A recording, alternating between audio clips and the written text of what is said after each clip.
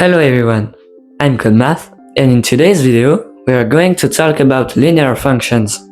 And here we have an example of how we could use a linear function. What I like about these is that they are simple, yet they can be used to model certain phenomena. At the end of this video, you'll know what is a linear function, how linear function works, what is the slope. You'll also learn how to graph a linear function, and finally, how we can use them in real life. Starting off with the first part of the video, a linear function is basically an expression that can be written as the form below. Y is equal to mx plus b, where m is the slope, x is the variable, and b is the y-intercept. In this case, we are in front of an equation, but a linear function is basically the same, but you'll have to replace y by f of x. Right now, what you're seeing is an example of a linear equation, and in this case, 2 is the slope and 4 is the y-intercept. If you remember the last video, we learned that we could represent functions with tables, but also through graphs. And here we are going to look at how a linear function behaves. Here the base function is f of x equal to 2x. This basically is a function that will double the input. Since we are tracking the outputs, we can plot each point and then link them up to see what form it will give us. So as I'm making the axis and the plane, we are going to plot the points with the proper positions.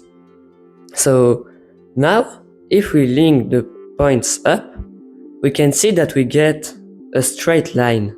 The graph looks pretty simple, but as we'll go further, we'll have to study more complex graphs, so we'll use them to prepare ourselves for later.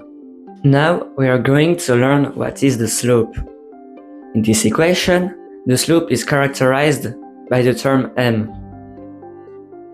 Here I will show you a few examples of linear functions.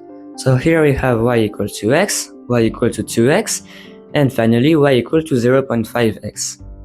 Now I'm going to graph each of these functions, and I'll ask you to tell me the difference between all of them. The difference is that each line goes steeper, and basically the higher is m, the steeper is the line. Also, the graph can be impacted depending of if m is positive or negative. If it is positive, the line will go from down to up, as if it is negative, the line will go from up to down.